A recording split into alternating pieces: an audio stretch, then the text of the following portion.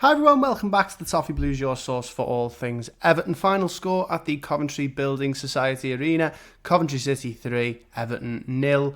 A really disappointing pre-season game. I mean, there's been a lot of backlash on social media about the result, and then a lot of people being a little bit negative. And look, you can't really blame people. The pre-season so far has not been what we've expected. That's it's safe to say the least.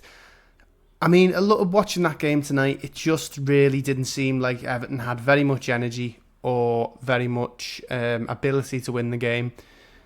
Obviously, there is a lot of players still missing. I'll go on to that in a minute. But, to be honest, it didn't really look like from minute one that Everton were going to be the team that were going to come out and try to win the game. It looked like Coventry were just brighter, were better on the ball, moving it quicker. And again, I'll talk a little bit about that as we get into the video. But first thing I want to talk about is the centre-back pairing that started tonight, the same one that started against Coventry City on Saturday. Michael Keane and Mason Holgate. And look, it's I've presented on this channel for 4 years now, and it's the exact same story every single time these two come up. It's really concerning that until today anyway, that they were the two backup centre-halves. Of course, now Jake O'Brien's come in. But to be honest, I really don't think you'll see anything get any better while those two are starting together. Whether it's in pre-season or, God forbid, the Premier League, Everton aren't going to win football matches with those two at centre-back. That is blatantly obvious. And you know, the two of them tonight were calamitous in a lot of ways. Thankfully Jake O'Brien's now through the door. Another centre-back to add there, and hopefully James Tarkowski is fit to start the beginning of the season. We can only hope anyway. But now that O'Brien is through the door, it looking like Branthwaite might stay. There is things to look forward to certainly going into the season, and I wouldn't put too much on this result. Of course, people will say it is pre-season. Some people will argue that they should be winning these games. For me, these games are all about fitness and all about making sure no one gets injured, trying some new things out, and getting the players back up to full speed before the beginning of the Premier League. I want to talk a little bit about how Everton played. In my opinion, I think Graham Stewart made a really good he made a really good point on commentary about the players being too static, and I think that has been the story of not just Everton in pre-season, but Everton last season as well. The good and bad things that we saw. There was a lot of good last season, but the bad things that we did see is Everton taking too long and taking too many touches in the final third.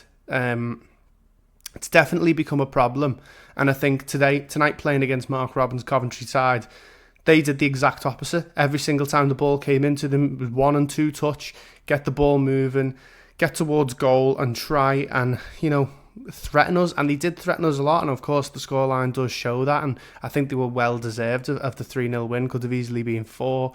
But yeah, that's certainly something we need to be looking at, and I think that is part of the reason, of course, why Calvert-Lewin has fell off a little bit, you could say. There'll be a lot of complaints about Calvert-Lewin. A lot of people saying, should he stay? Should he go?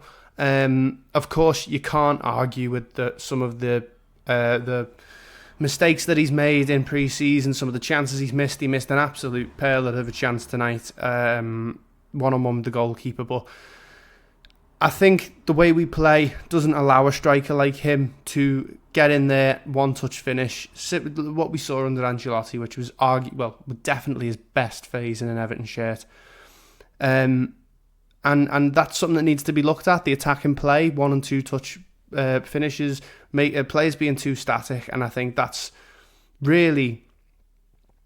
what has been Everton's downfall last season in that big, losing, no winning run, and then of course in pre-season what we've seen so far as well. Want to move on to a positive. Right before I finished, Tim Iroegbunam, I thought had a really nice game tonight, and so did Ilian Ndiaye. Eric Boonham showed some great things. He played a bit in that sort of that Onana role next to James Garner that we saw last season. But he as a new signing coming into the side, he's really warmed into it, I think, and he looks like he's part of the team already. He's linking up really well with the other players. They mentioned on commentary that the staff at Finch Farm are really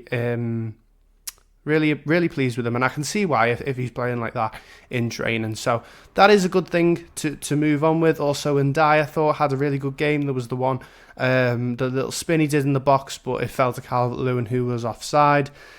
And yeah, I think, to be honest, I'm not going to read too much into this one. It does mean that Preston is now a more important game on Saturday, and I mean, you don't want to go through Salford, Coventry and Preston in pre-season and lose all three of them. That's fair to say, which makes Preston, an important game, but there is definitely work to be done. Like I mentioned before, just what I can see, the players are too static. They're taking too many touches. There's not enough bodies getting into the box when we're counter-attacking. That's something I want to see a little bit more of. I think a lot of that as well is down to the fullback situation.